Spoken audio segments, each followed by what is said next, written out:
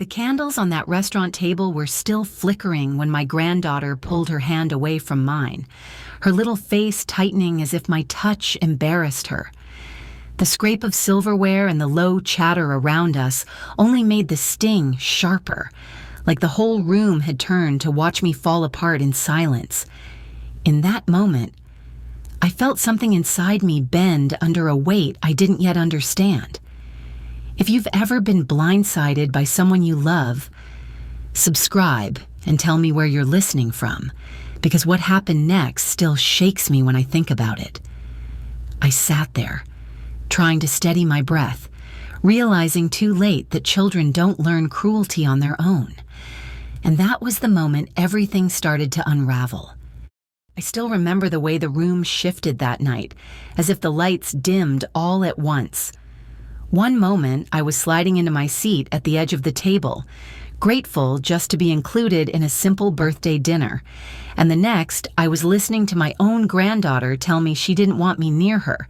She said it with the kind of confidence children only use when they've heard something repeated at home, and even before the sting settled, I felt the deeper wound beneath it. Someone had taught her that keeping distance from me was the safer choice. I watched the adults around her pretend not to notice. Some stared at their plates. Others forced smiles that never reached their eyes. That silence told me everything. It wasn't a child's impulsive comment. It was an echo, a practiced belief, and it landed on me with a weight I hadn't expected to carry. I tried to steady myself, reminding my heart to move slower, to not read too much into a single moment. But the truth was impossible to ignore. Something in my family had shifted, and I had been the last to know. The ache wasn't just in what was said, it was in the way no one stepped in. No one softened the moment. No one seemed surprised. So I did the only thing that felt honest. I excused myself quietly, stood up, and walked out of the restaurant.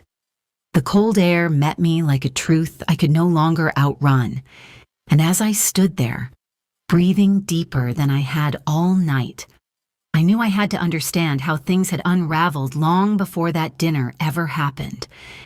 When my husband passed, the house felt too quiet, and I poured my energy into keeping my family close. Supporting Mark and Shelby came naturally at first. I told myself it was what any mother would do. Help them find their footing, ease the strain of young parenthood, offer the kind of stability I wished someone had offered me. It began with small things, just a bill here or a grocery run there, nothing that made me blink. But over the years, the requests grew more routine, almost expected. I noticed how quickly they adjusted to the idea that I would step in. There were moments when I wondered if I was creating dependency, but I brushed those thoughts aside. I convinced myself that generosity was my way of staying connected, that being needed was the same as being valued. Looking back, I see how tightly I held on to the hope that giving would preserve the relationship I cherished. The truth is, there were warning signs long before that dinner, subtle shifts in tone when I hesitated. A kind of impatience whenever I mentioned my own plans or responsibilities. I remember feeling a quiet unease when they started talking about their expenses as if my savings were part of their equation. I felt myself shrinking each time I let it slide, telling myself it wasn't the right moment to question anything. After the birthday dinner, I sat alone in my living room, replaying the night in my head. I kept coming back to my granddaughter's words, trying to understand where they came from, and then, close to 11:30 p.m., a message came through, short, transactional, focused only on money I hadn't yet sent. Not a word about the dinner, not a word about me. That was the moment something inside me settled. I finally saw the pattern for what it was.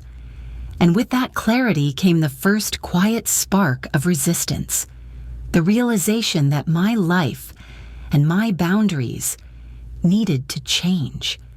When I finally decided not to send the payment, the choice felt strangely simple, quiet, steady, and long overdue, I turned off my phone, set it on the nightstand, and let myself breathe without the usual knot in my chest. For the first time in months, sleep came easily.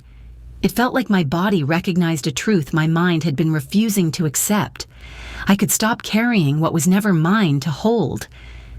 The next morning, the calm lingered even before I reached for my phone. I already knew what I would see.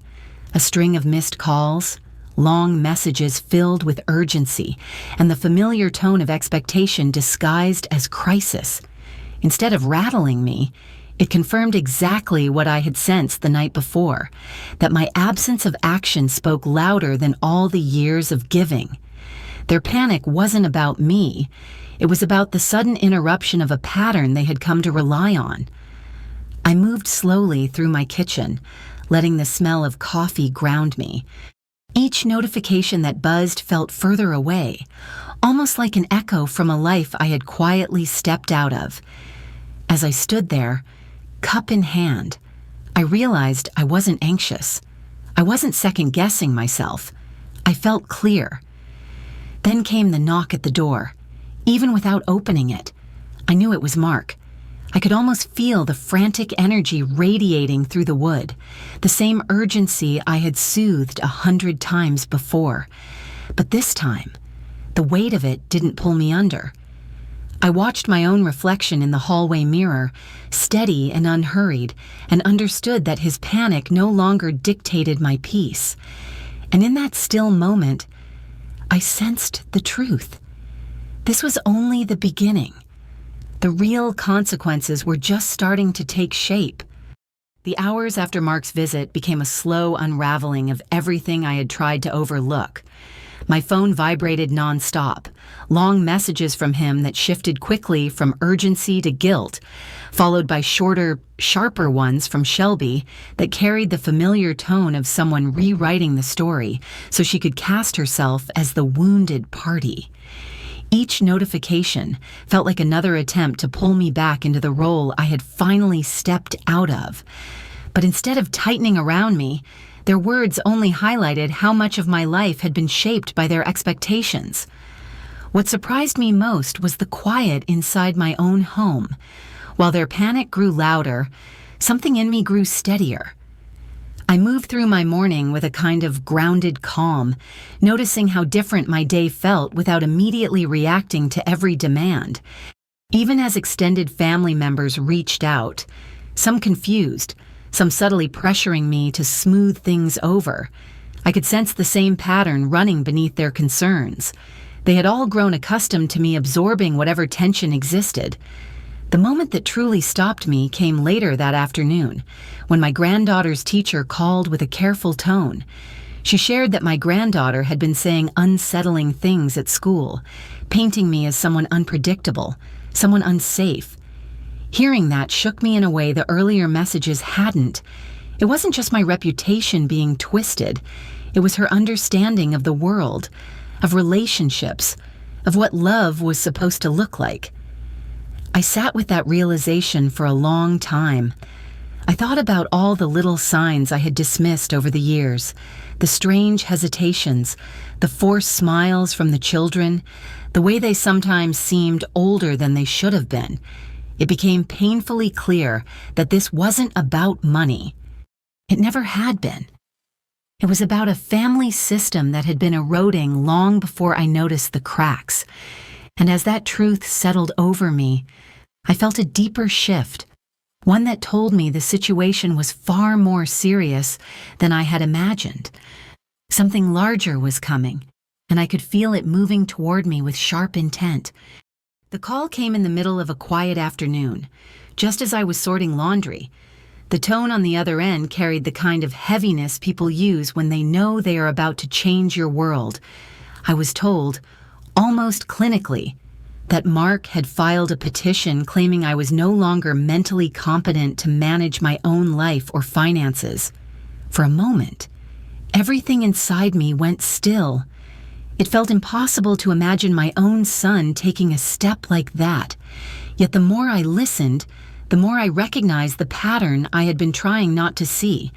The shock gave way to a deep, aching hurt. I kept thinking about the years I had spent supporting him, the sacrifices I made without hesitation, the trust I believed we shared, to realize he was willing to paint me as incapable just to regain access to my money. It was a betrayal I felt in my bones. I sat at my kitchen table, letting the weight of it settle, understanding that whatever relationship I thought we had was already gone. But grief eventually shifted into something steadier. I remembered a colleague of my late husband who once spoke about a firm in Denver that specialized in protecting older adults from financial exploitation. I reached out, my voice trembling at first, but the attorney who reviewed my situation did not hesitate. She told me plainly that nothing about my behavior suggested incompetence and that the pattern I described aligned closely with elder financial abuse. Hearing those words felt like someone finally turning on a light in a dark room. I began gathering documents, organizing statements, and writing down memories I had pushed aside. With each step, my fear loosened its grip. I felt myself standing a little straighter, breathing a little deeper, preparing for what was coming. By the end of that day, I understood that this would not be a quiet conflict. It would be fought in a courtroom, under scrutiny, with truth laid bare. And I was ready to meet it. Walking into the courthouse that morning felt like stepping into a world where every breath echoed. The air was tight, controlled, and heavy in a way that made my heartbeat sound louder than it should. I could feel Mark and Shelby across the room, their presence sharp and electric, as if they were bracing for a performance rather than a reckoning. I kept my eyes forward, reminding myself that truth didn't need theatrics. When the hearing began, I felt exposed in a way I hadn't expected. My life, my habits, my finances, my routines was laid out in clean lines and documented timelines. Seeing it summarized like that made me ache. It wasn't just evidence. It was the quiet story of a woman who had tried her best, now being dissected piece by piece. But as my attorney moved through her presentation, something inside me steadied. She showed evaluations confirming my competence, detailed records of the money I had provided, and the pattern of pressure that had grown over the years. Then came the recordings and written exchanges I had saved. I had never intended them to be used this way, but hearing them reframed in that room became a turning point. The judge's expression shifted, subtle, but unmistakable. It was the look of someone recognizing a truth that could no longer be ignored. The ruling came with a weight I felt in my bones. The petition was denied, and the judge announced that an investigation into Mark and Shelby's conduct would begin immediately. For a moment, I couldn't breathe. Relief and heartbreak collided all at once. Relief that my voice had finally been heard. Heartbreak that my own son had brought us here.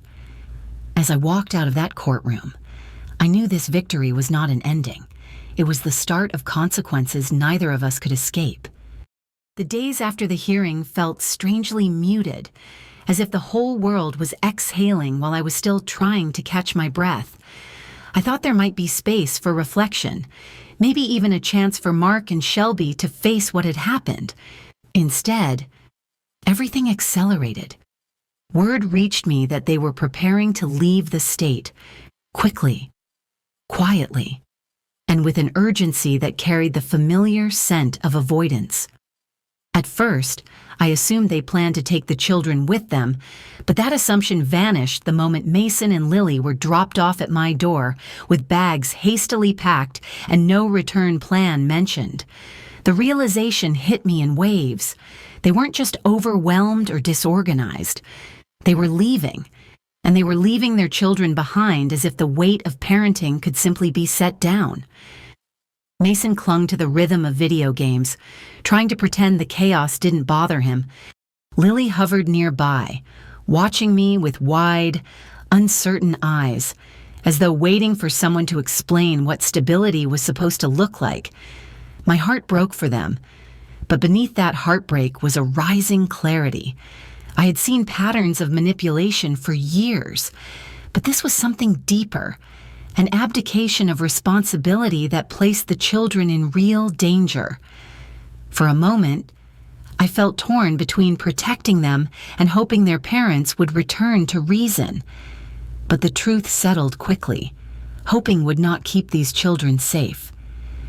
Calling Child Protective Services was one of the hardest things I have ever done.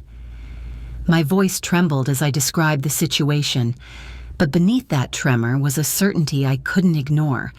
I knew that by making that call, I was stepping into a role I had never planned for, one that would reshape all of our lives. When CPS arrived and the formal process began, I watched Mason and Lily standing in my living room, trying to understand why everything felt so fragile. In that moment, I knew that whatever came next, I could not let them face it alone. The house felt strangely quiet after CPS left. Even with Mason and Lily still settling into the guest rooms, there was a heaviness in the air I couldn't quite name, as if the walls themselves were waiting for the next truth to land. That truth arrived sooner than I expected, when a detective reached out to discuss what the agency had uncovered. I braced myself, but I was not prepared for the depth of what I heard. I learned that Mark had been involved in a theft ring for months, maybe longer. What began as small, opportunistic decisions had unraveled into a network of stolen goods, fraudulent returns, and quick cash exchanges. As I listened to the summary, I felt a cold weight settle in my chest. Pieces of the past year clicked into place, the sudden expenses, the stories that never fully made sense, the way money seemed to disappear before it ever reached the rent or utilities. The devastation deepened when I realized that some of the money I had sent over the years, believing it was helping my grandchildren, had been funneled into keeping that operation afloat. It was a nauseating thought, one that forced me to sit down and steady my breathing. But the worst blow came when I learned he had tried to shift part of the blame toward me, implying that I had been aware of his activities. Hearing that was like feeling the floor drop out from under me. As painful as it was, that revelation sharpened something inside me. I stopped looking for explanations that softened the truth. My son had crossed a line that couldn't be rationalized or excused, and standing in the middle of that wreckage were two children who had no safe place left but me. As the detective outlined the likely charges and the possibility of long-term instability for both parents, I felt my role shifting, not by force, but by clarity. Guardianship no longer felt like a temporary responsibility. It felt like a calling, a steady hand in the middle of a storm my grandchildren never asked to be part of. By the time the conversation ended, I knew what was coming next. The custody process was no longer a question of if, but when. And for the first time in this long unraveling, I felt ready to step forward. I woke early the morning of the custody hearing, long before the sun lifted over Denver. I moved through my house with a mix of nerves and resolve, choosing clothes that felt steady and familiar, making coffee as if grounding myself in small routines might help me carry the weight of what was ahead. Mason and Lily were still asleep, curled into the safety of a home that had become their anchor, and seeing them like that reminded me exactly why I had to be strong. Walking into the courthouse brought a familiar tightness to my chest, but this time the fear felt different. It wasn't about defending myself anymore. It was about protecting two children who had been pulled through more chaos than they could ever name. I sat beside my attorney, listening as the room filled with caseworkers, teachers, and professionals who had watched this story unfold. Their presence created a quiet current of gratitude inside me. As the hearing began, I found myself absorbing every detail. The summaries of the past months, the evaluations pointing to my stability, the observations about the children's emotional shifts since staying with me. When Mason lifted his eyes toward me, there was a softness there I hadn't seen in a long time. And when Lily leaned slightly closer on the bench, I felt the truth settle in my heart. They trusted me in a way that went deeper than words. The ruling came after what felt like an eternity wrapped in a single breath. Hearing that the judge was granting me permanent custody was both surreal and deeply grounding. It felt like watching a door close on a chapter that had nearly broken us, while another opened toward a steadier future. That evening, back at home, the children unpacked their small bags without hesitation. I watched them claim their rooms with a quiet certainty, arranging books, setting out favorite blankets, moving as though they finally believed they were safe. I stood in the hallway, feeling both the weight and the gift of what had just been placed in my hands, and as their voices drifted softly through the house, I knew the next chapter would ask for reflection, honesty, and a kind of hope I was finally ready to embrace. Life feels quieter now, but in a way that lets me finally hear myself again. When I look back on everything that happened, it's hard to believe how quickly my world was stripped down and rebuilt.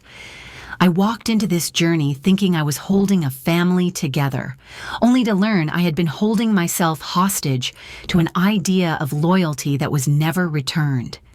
Yet standing here today, with Mason and Lily settling into a life that feels steady and safe, I can see the shape of something new forming out of all that hurt. This path carried betrayal, awakening, and a kind of grief I never expected to face. Losing the son I thought I knew will always leave a quiet ache inside me. But choosing to protect myself, and later choosing to protect the children, taught me the difference between love and sacrifice that blinds you. I learned that boundaries are not walls built out of anger. They are doors that open toward dignity. Sometimes the bravest thing we can do is step through them, even when our hearts tremble.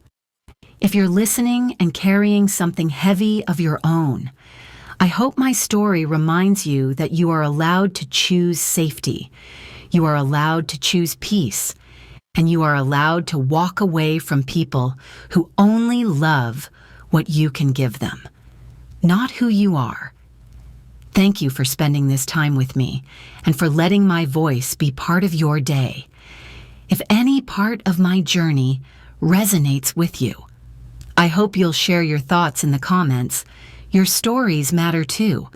And if you found strength or comfort here, please like the video and subscribe so we can continue walking through these moments together.